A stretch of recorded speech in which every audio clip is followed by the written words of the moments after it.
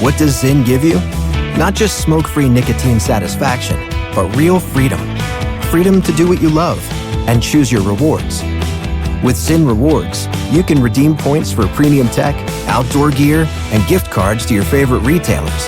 Find your Zyn and keep finding rewards that fit your lifestyle at zyn.com/rewards. Warning, this product contains nicotine. Nicotine is an addictive chemical. Now's a good time to remember where tequila's story truly began. In 1795, Cuervo invented tequila. Cuervo. What are you doing here? Cuervo. Anytime someone says Cuervo, I show up. Well, I do know that to be true, but even during ad reads, like... Cuervo. I think you could lay out, especially for one of our great partners. Sweet, delicious Cuervo. Since then, Cuervo has stayed true to its roots. The same family, the same land, the same passion. Cuervo. So, enjoy the tequila that started it all. Cuervo. Cuervo. The tequila that invented tequila. Proximo. Cuervo.com. Please drink responsibly. Cuervo. It is rare that I come in here wanting to talk tennis. I felt yesterday like I had been transported to Sunday mornings in America 30 years ago. 30 years ago, back during a different time in tennis. And then I come in here and I sit down, and who's sitting across from me to talk tennis? But Domonique Foxworth. Mr. Tennis. Oh, that match, man.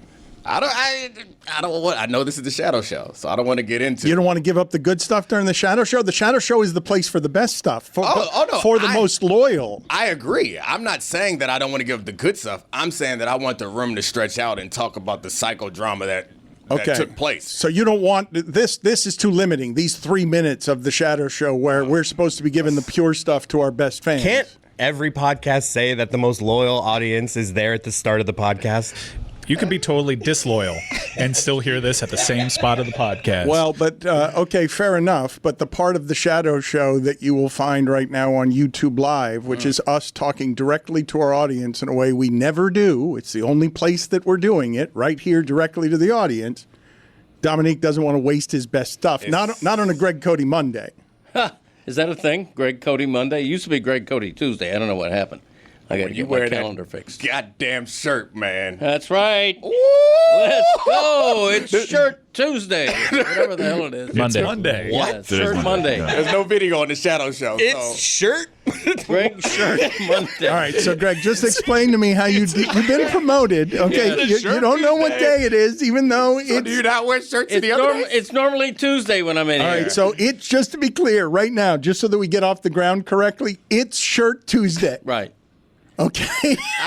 I just think that the Shadow Show, where there is no video, I'm building anticipation because everybody who's listening on YouTube right now is like, I can't wait till the video comes out because Greg looks magnificent. Well, Domonique came in today and said of this shirt, I've told Greg he's got to buy dozens of shirts like this. He needs nothing else in his collection. It needs to be just these shirts. Domonique and Greg have a checkered history. Checkered. And upon seeing each other, they had a very stiff, starch, dry, clean handshake. But then Domonique noticed your father's shirt.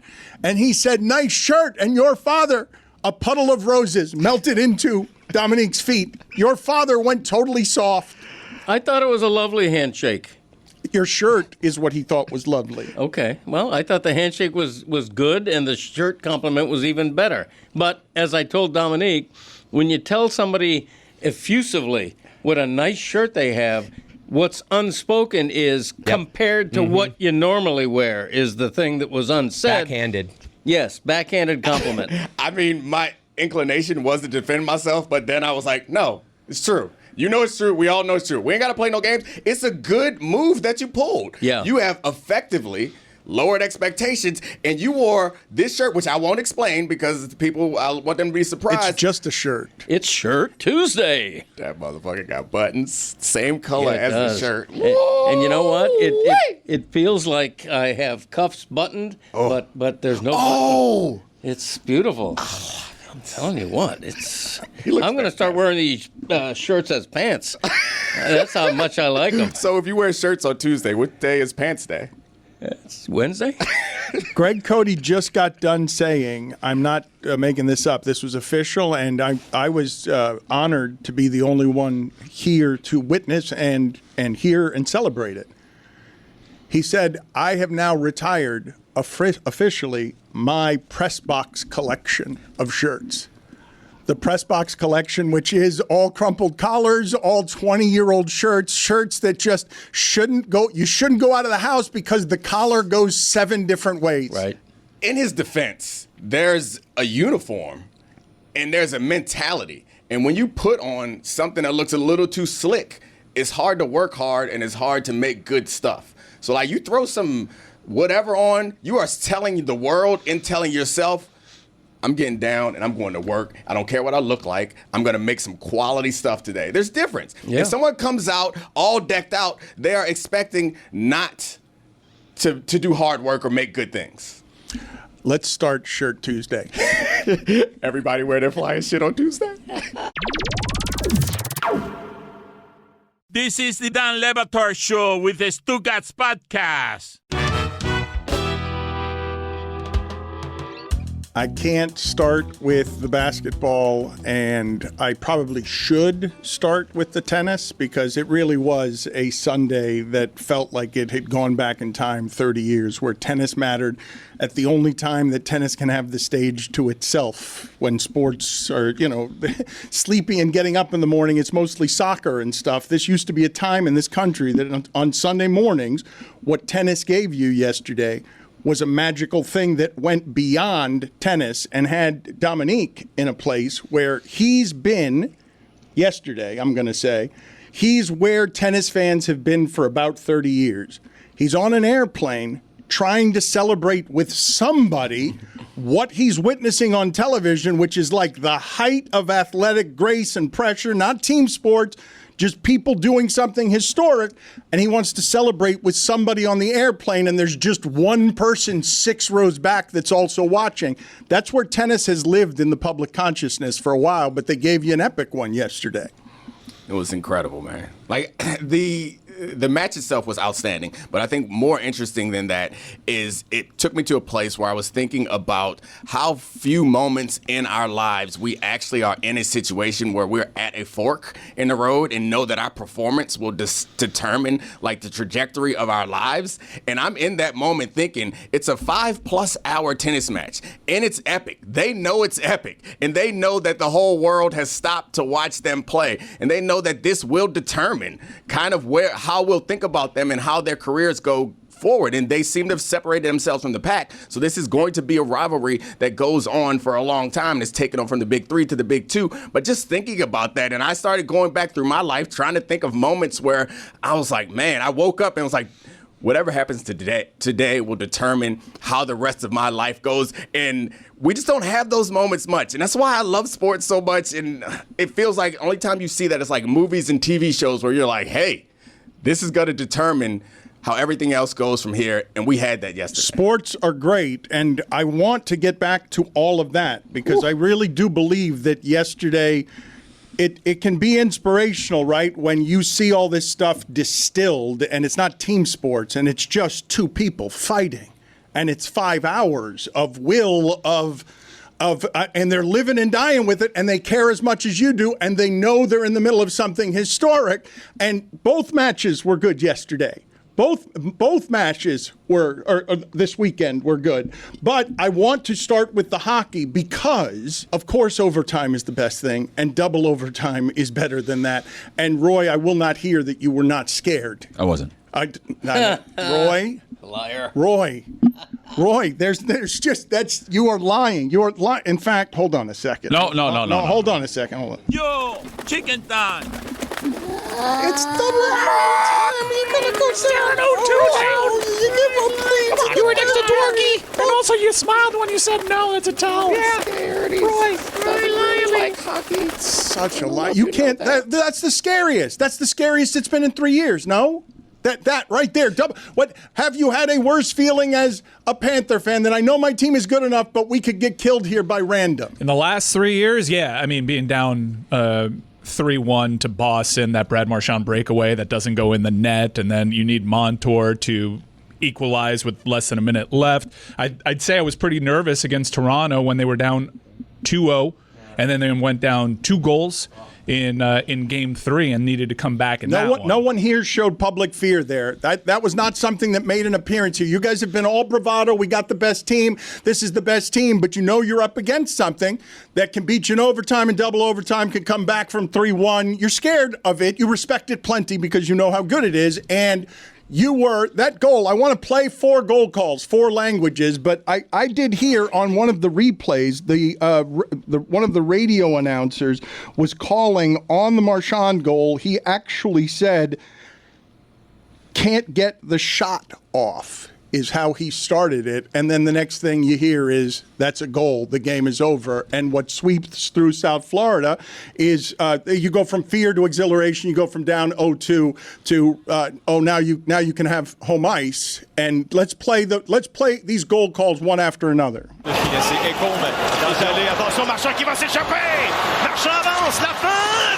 Il a le but. Marchand, le héros de ce match numéro 2. Et les Panthers vont rentrer en Floride avec une égalité de 1-1 dans cette finale de la Coupe Stanley. Le 5e but gagnant en prolongation de la carrière de Brad Marchand en série. That's why we started with that one. We're going to build up. Kind of underwhelming. When did it go in? Like, A real surprise judgment from Roy there to go French first for some reason. To hit the French-Canadian. French, It's a build-up. Okay. I would only assume it's a build-up. Start with Canada. Roy, I like that. Okay, I think it's a not great judgment, but what are you going to give us now? English or a different language? This is French. Match 2, et là c'est comme tout proche de l'être, attention, parce qu'il y a Brad Marchand désormais, Brad Marchand, et la passe, c'est au fond, et c'est Brad Marchand, le héros du match 2 pour les Panthers qui égalise un partout dans cette série. Incroyable, Brad Marchand, son doublé pour lui ce soir. Oui. Yeah, parlez-vous. Oui-ouis, bonbons, and all that good stuff. We are building up. That one was better. Oui. Was your contribution. So man. we've started with 2 French goal calls. Again, when I was listening, that broadcaster absolutely went home kicking himself because the beginning of the call was Marchand can't get the shot off. It was a tricky goal. I mean, Draisaitl did lift the stick a little bit. It kind of just slid in. Okay, but just so people understand the tempest of this, if you do not care about hockey, you've got your heart in your face the entire 2 periods. You're just terrified, and they've got the fastest guys. They've got the people who could score fastest, and you're great at defense. But also, it should go without saying, and it has so far, but for those that didn't watch the game, Edmonton equalized that game with 17 seconds left. Yes. Well, so you're carrying that with you. So thank you. So the team that's the clutchiest in the clutch, 3rd period, they always win it. That's their signature thing. Paul Maurice, undefeated on the road, undefeated in the playoffs if he leads after 1 or 2, or at 1 or 2, and then definitely after 3. They come back on you twice because it doesn't matter, and now with 17 seconds left in the game. Your heart is in your throat the rest of the time, and what happens is, as Edmonton can flog you, and you're already tired because it's hard to play against them because it's 46 shots in the last game, and you got the weight of Edmonton on you, and you're a champion. And this shit's hard, and you have to get Marchand, and you have to do trade deadline things so that you've got more reinforcements because this is the toughest trophy to win. Everybody knows that this is the toughest trophy to win. By reputation. I know that hockey and tennis are very different sports. However, I felt a similar thing while watching the tennis match in that hockey game, where it's like the mentality, and sorry to drag us back to this mental part of the game, but in those moments, you're playing for the Stanley Cup, the championship of your sport, like the thing that you want in Dynasty, essentially for Florida, to start kind of accumulating those titles for Dynasty, and you have 18 seconds till you have taken home ice advantage, and you give up a goal, and the mentality that it requires. You guys should be so proud. Like, I've become somewhat of a Panthers fan. I am proud, just by Dominique. watching this show. And one of the things I know about the Panthers from watching this show and watching more Panthers games is they can ice a game, essentially. And they had that one thing. You always talk about how they can take the ball in the corner and snuff out another puck, opponent. but that's all right. We keep it going. My bad. A puck, you got it. Take it in the corner and snuff out the opponent. And they had that situation to do, and they couldn't do it. And they responded to that by bouncing back. Like, that is so difficult mentally. Let me just explain. This part is the coolest to me, right? Yeah.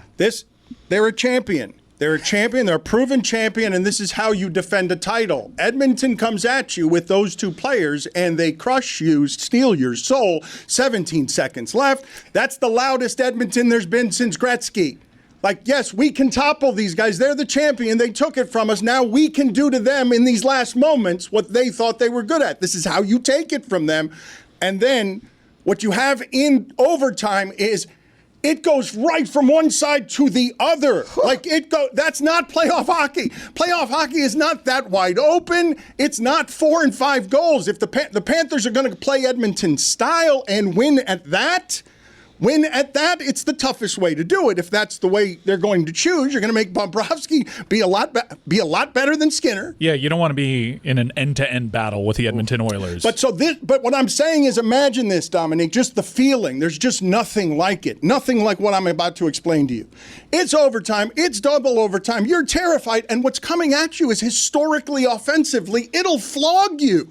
And so back and forth on the ice as fast as it can be, and then Marchand, of all people, wins the game for you. I'm not a hockey guy, as you can tell by the fact that I called the puck a ball, but that's the wonderful thing about sports in this tennis match, in these hockey games over the weekend, is you don't have to understand the complexity of it. You turn it on and you goddamn feel it.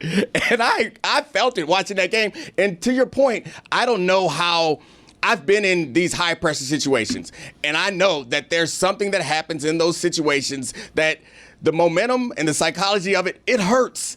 And so, like, me explaining to you, I know we, like, pay lip service to it, like, just be tough. It's really hard to just be tough. I'm not sure how I can create a moment in everyone else's life, but imagine the rent is due and you just don't got it. And like that feeling that you have in that moment, and how most people will respond to that is like, shit, I don't got it. But somehow they go find that damn rent, and it fires me up. It can't be overstated that if they lose that game to go down 2-0 in the series, realistically it's over. And don't tell me about Toronto in the last round. This is not Toronto. And Florida hasn't been lights out at home. They're 4-3 at home this postseason. If we lose that game and then win tonight, we're fine. But yes, it gets scary. I don't know about that. You lose that game in that way? Oh, no, it gets scary. Oh, trust me. I wish I had the security footage of outside the restaurant, the bar I was at, of me just after that goal, the intermission before overtime, just me aimlessly walking through the parking lot. I'll bet Chris up here. It doesn't feel as over as going down 3-0 to Toronto would have felt, because you still have the 2 home games to hang your hat on. And I know they've been better on the road. They're not a bad team at home. They're still reigning, defending Stanley Cup champions with 2 games at home in front of their home fans to get back into that series. Toronto 3-0 would have felt over. It would have been scary. I'm not saying it would have been scary, but like we've had scary before. I will tell you in that way, historically, in the Stanley Cup final, a 2-0 lead is accentuated. That in the Stanley Cup final is even greater than 2-0 in other rounds. Historically, 91%, you're up 2-0, you're going to win. 91%, 50 out of 55 teams up 2-0 in the final have won. Dare say most of those teams aren't as good as Edmonton. They sure don't have McDavid.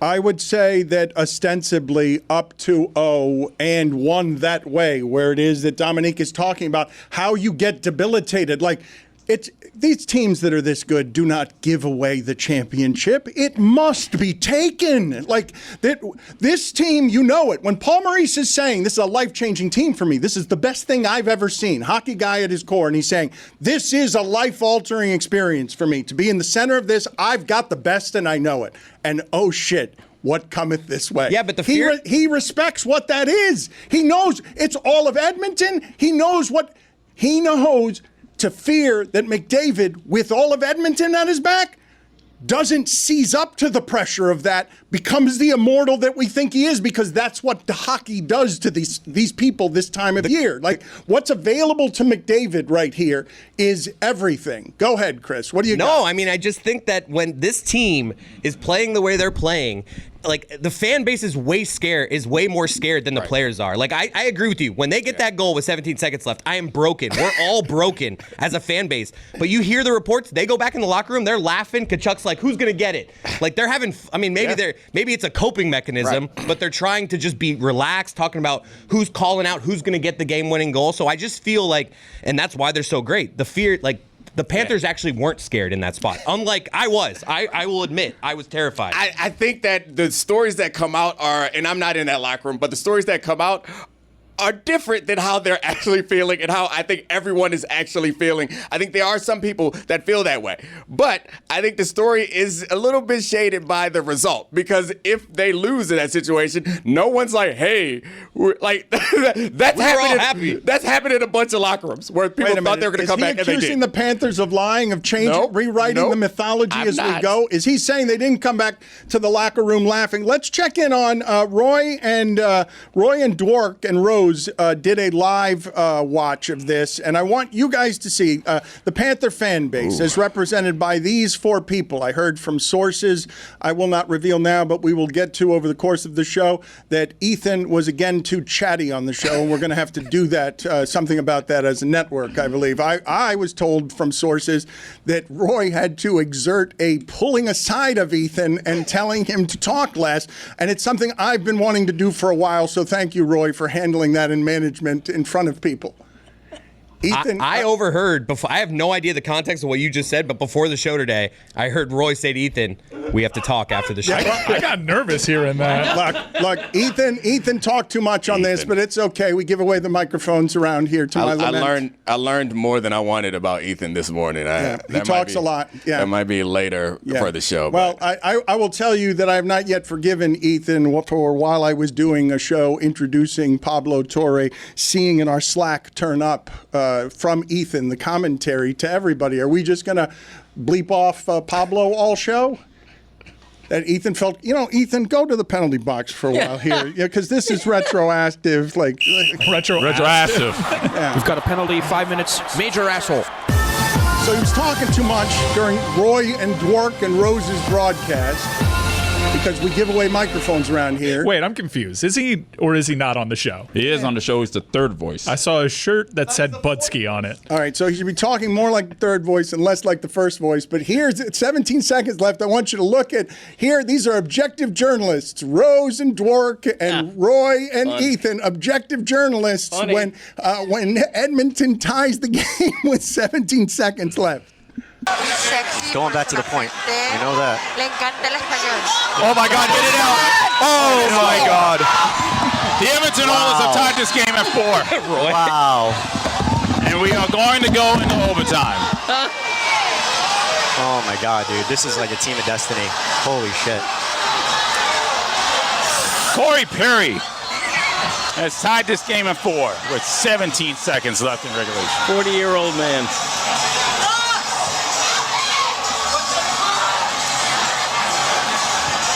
Well, now I get to rewrite my game story.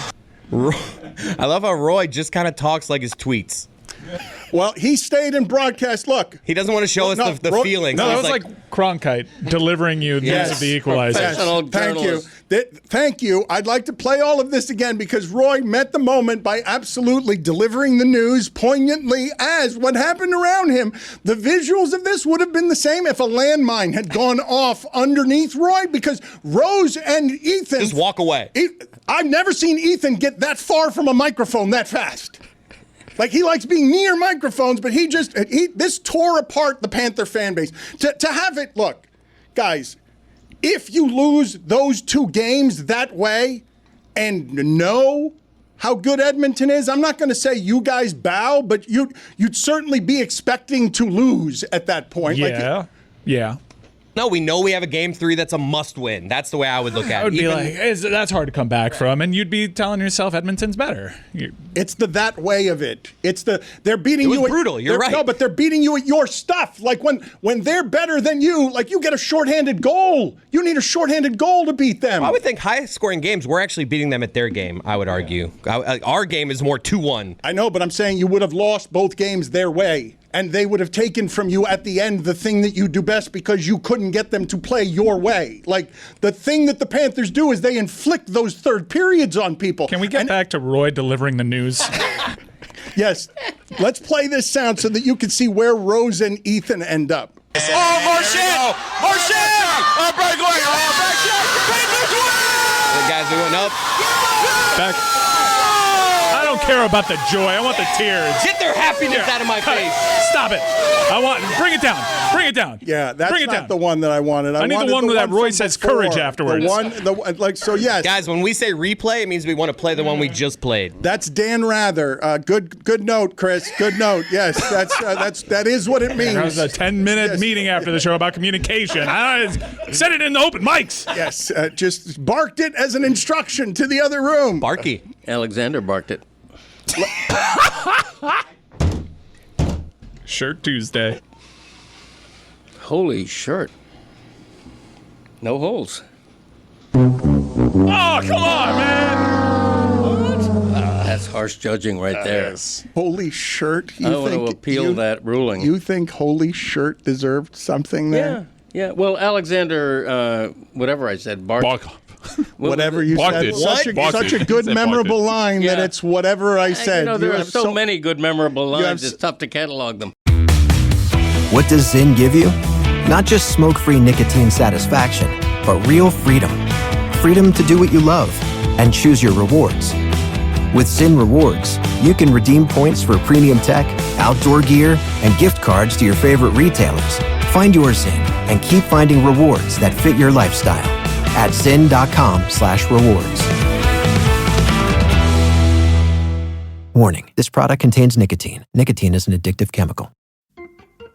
Hey guys, it's Jeremy, and I'm spending the early parts of this summer trying to go on a health kick. I want to feel like I'm being the healthiest to my body inside and out, and I want to do that in an easy way, because I'm busy, you're busy, we're all busy. It's that time of the year where even though things are lightening up for kids getting out of school, we all still have work to do. Let's make this our best season yet with nutritious 2-minute meals from Factor. Eating well has never been this easy. You just heat up and enjoy, giving you more time to do what you want. And they've got 45 weekly menu options, so you're never going to get bored. You're always going to enjoy it. And for me, these meals have really helped sustain me when I'm looking for something healthy, when I'm running between here at the Batard show and the Marlins games and stuff we've had to do with the heat. I'm constantly just running between events, and being able to just stick this meal in the microwave and enjoy it. That's tasty. There's really good chicken options and shrimp options. There's red meat. There's really everything that you could be looking for. So go ahead and get started at factormeals.com/Dan50off and use code Dan50off to get 50% off plus free shipping on your first box. That's code Dan50off at factormeals.com/Dan50off for 50% off plus free shipping. Look, as a small business, we don't get to clock out, ever. We're always on, nights, weekends, holidays. So, when it came time to hire someone, we couldn't waste time. We needed help. Real help. Not Stugotz knows a guy help. We used LinkedIn Jobs. And we'll be honest, we didn't expect it to be that easy. We posted the job for free. LinkedIn basically held our hand and wrote the description for us. Next thing you know, candidates. Qualified ones. Not resumes written in crayon. Real people who want to work. Imagine that. LinkedIn gives you all the tools, deep insights, easy filtering, one place to manage everything. We even threw the little hashtag hiring frame on our profile picture, doubled the number of applicants. Now we're part of that 72% of small businesses that say LinkedIn helps them find high-quality candidates. Post your job for free at linkedin.com/DLS. That's linkedin.com/DLS to post your job for free. Terms and conditions apply. Dan Le Batard. This guy comes in as the next Wayne Gretzky. His nicknames include the Chosen One and McJesus, okay? He's a great player. He scores a lot of goals. He scores a ton of assists, but it hasn't translated to making Edmonton a powerhouse in the league. They're in the final. Stugotz. What's your nickname for him? McOverrated. This is the Dan Le Batard Show with the Stugotz.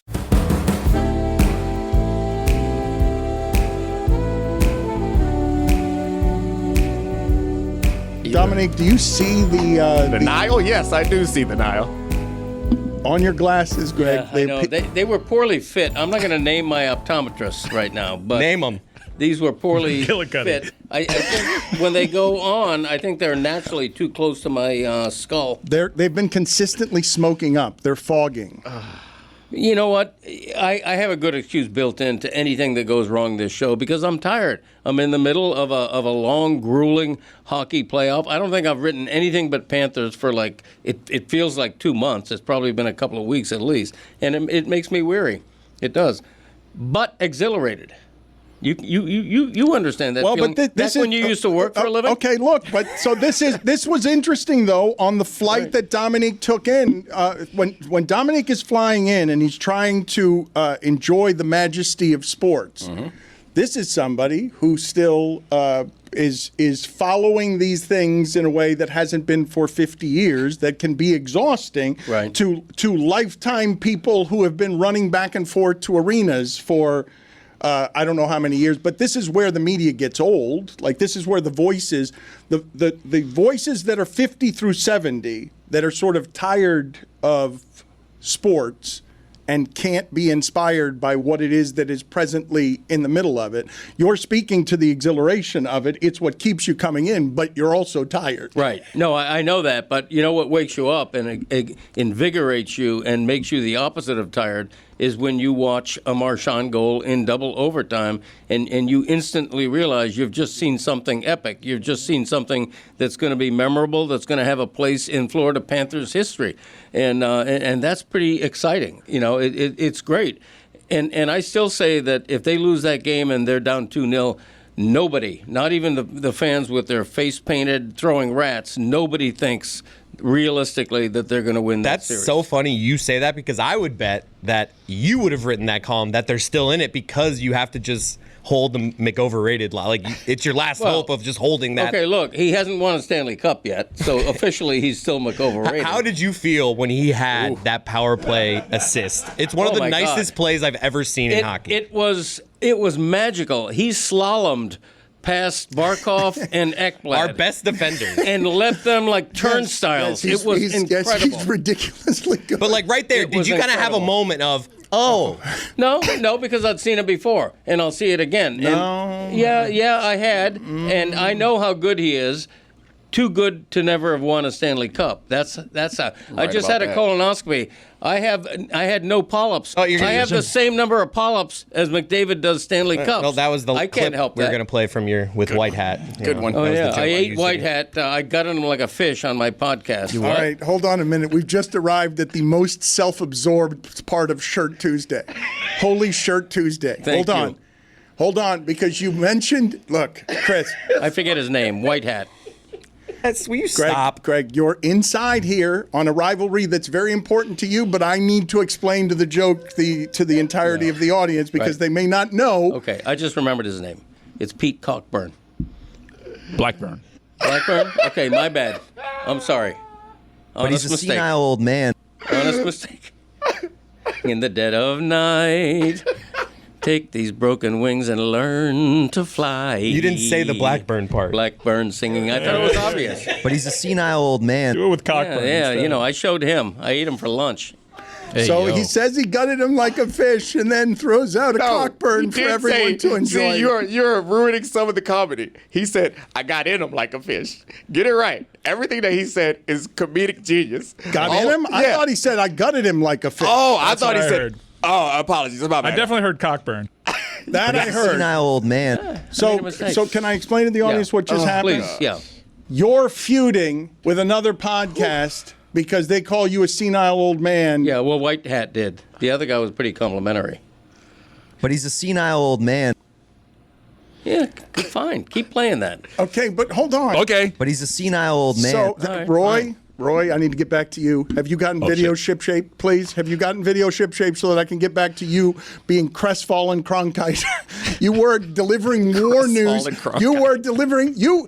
Chris noted duly, okay? There will be no better moment than this, even the one we've already spoiled by showing you the game-winning goal. Roy meeting the moment with the urgency of telling everybody what the news is of what just happened as his teammates make clear what just happened, which isn't an apocalypse. What has happened is 17 seconds left. We're no longer friends. This is how friends would come apart in the movies if they didn't want to be around each other because something terrible had happened. And Roy rose to the moment and summoned his best crestfallen Cronkite. Going back to the point. You know that. Oh my God, get it out. Oh my God. The Edmonton Oilers have tied this game at 4. Wow. And we are going to go into overtime. Oh, you say it, Roy. Say it. Oh my God, dude. This is like a team of destiny. Holy shit. Corey Perry has tied this game at 4 with 17 seconds left in regulation. And that's the way it is. Oh my God.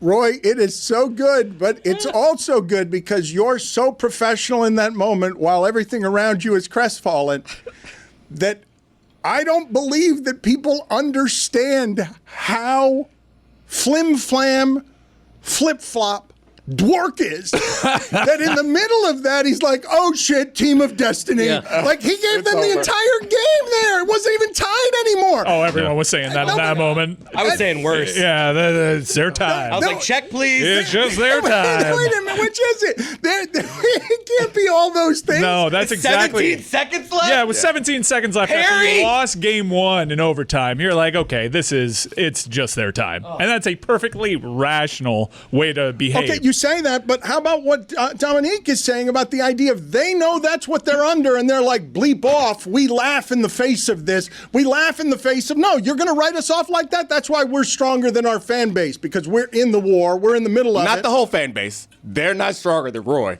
Because Roy looked at that and said, it is a date which will live in infamy, but we are coming back, baby. And that's why Roy, I feel differently about all of this now, because I didn't realize that people like that walk among us. Roy is ice water. I know that if somebody came up in here, I don't give a damn who you got on security. Roy is going to save us all. When he fixed his posture and then adjusted the headset mic to meet the moment, I felt that. I see it in his face because, like, right when the goal happens, his eyes get big and you can see it. And then he has a moment of, got to be a journalist here. All right, so I'm going to explain, please, one more time. I want to play this. See if video. This is the same video I want to play again. I don't want to play the video of them winning the winning goal. The same video. Replay. So I want you not just to watch everything here. Rose and Ethan leave the proceedings because this is crushing. Like this is one of those pains that you'd remember for a long time. 17 seconds is a number that would get etched in that moment for Panther fans because, oh, that's where they took it. 17 seconds left. They took our thing from us. We snuff you out at the end of games. And Roy is not just a war correspondent here. He's also reporting from where the Hindenburg has crashed. And what he does in there are bodies everywhere. This is right. No, and so humanity. For some reason, gunfire has broken out somewhere around here. I don't say that flippantly. That's an actual danger these days. But in this particular context, he's a war correspondent. And what he does with his headset here is he gets into position because this is the moment of Roy's life. Going back to the point. You know that. Oh my God, get it out. Oh my God. The Edmonton Oilers have tied this game at 4. Wow. And we are going to go into overtime. Oh my God, dude. This is like a team of destiny. Holy shit. Team of destiny. Corey Perry has tied this game at 4. I wish he had glasses to take off. He would have driven the point home that President Kennedy has died at 1 p.m. Central Time. I think I found a new moment. We might have to watch it again or try to freeze it, but I don't think you recognize that the serial killer that Roy is, he smiled a little bit. Watch it again. I promise you there's a smirk. I promise you there's a smirk. He laughed at death? He doesn't know what to do with his face. Replay. I want a replay, please. It's the same thing. Going back to the point. You know that. Watch the smile is coming. Oh my God, get it out. Oh my God. The Edmonton Oilers have tied this game at 4. Wow. There it is. There it is. There it is. He smiled. There it is.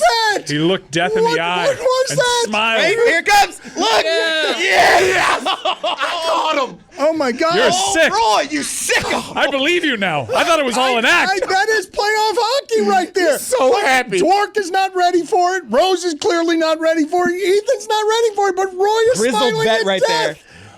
Stay ready so you don't have to get ready. To smile? He don't want it. He don't want it the easy way. What a catch by He Domonique. got excited because he was like, hey, Roy, play for me in Spanish, please, before we get to the goal call where all of you celebrated. Play for me the Spanish goal call of the Marchand goal. Viene el bastonazo. Y aquí vienen las Panteras ahora. Otra vez Marchand.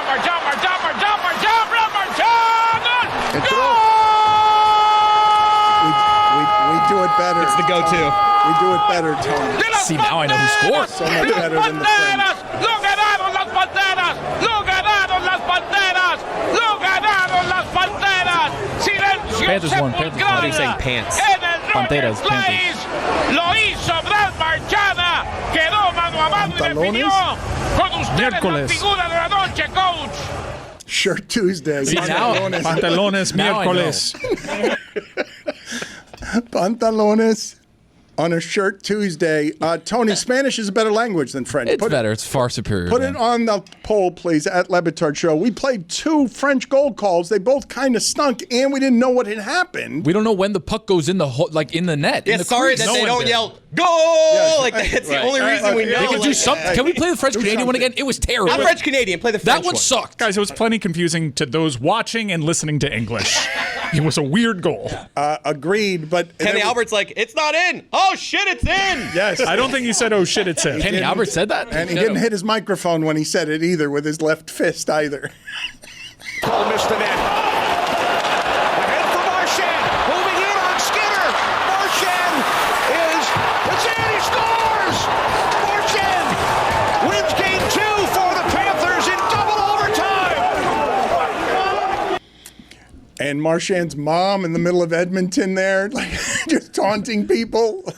I mean, the Spanish one has a climax. Far superior. Far superior. None of them climax like the Spanish. It's so much One better. note, No. these Spanish goal calls, every All right. sport. Yeah, right? you can't steal the soccer goal. We got call. it. You can't Goal! steal it. Okay, look, you make fun of it all you want. Okay, make fun of it all you want. You loved it. There was no confusion in the Spanish telling of this tale. Okay, so you go ahead and tell me how much better French and English are, but when the Spanish do it, this is the correct call, no argument. Viene el bastonazo. Y aquí vienen las Panteras ahora. Otra vez Marchand. Brad Marchand. ¡Gol!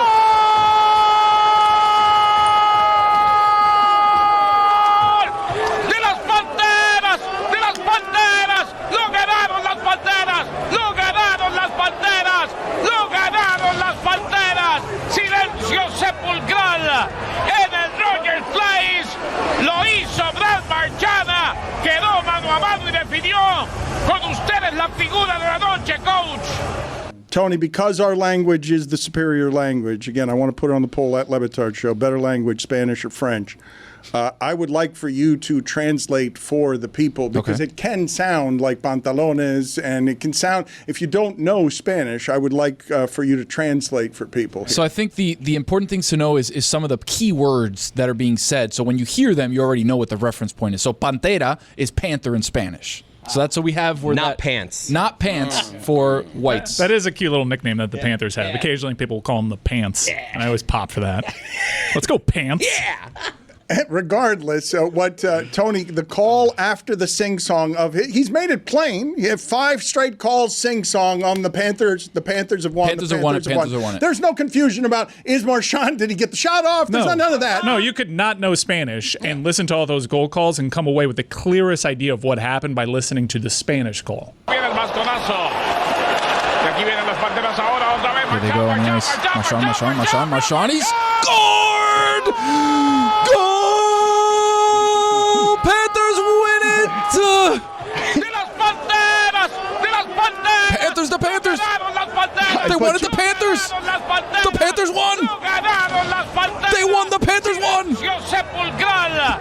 Silence is everywhere in Edmonton! Lo hizo Brad Marchand. He did it! Brian Marchand did it! Definió con ustedes la figura de la noche, coach.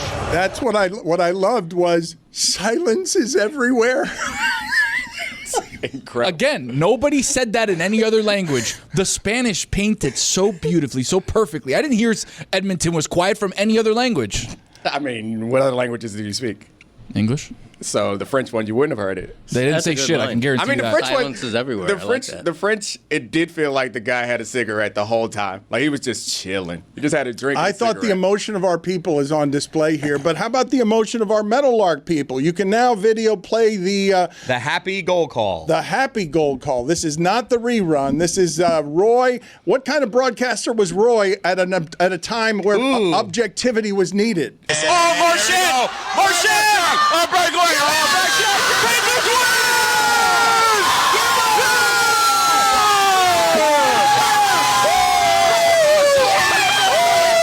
Barry.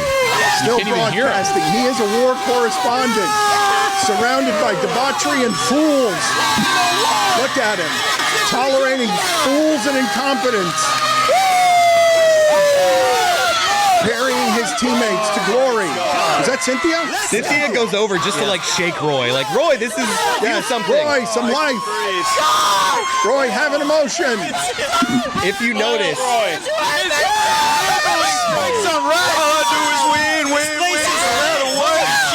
That was fake. Did I hear someone say Mike is a rat? Mike is a rat? Is that Ethan? Whoa! Is that Ethan? That Ethan again? Look, as a small business, we don't get to clock out, ever. We're always on, nights, weekends, holidays. So, when it came time to hire someone, we couldn't waste time. We needed help. Real help. Not Stugotz knows a guy help. We used LinkedIn Jobs. And we'll be honest, we didn't expect it to be that easy. We posted the job for free. LinkedIn basically held our hand and wrote the description for us. Next thing you know, candidates, qualified ones, not resumes written in crayon, real people who want to work. Imagine that. LinkedIn gives you all the tools, deep insights, easy filtering, one place to manage everything.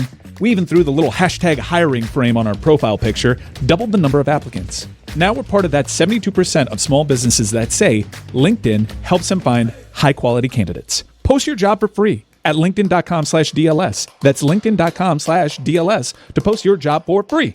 Terms and conditions apply.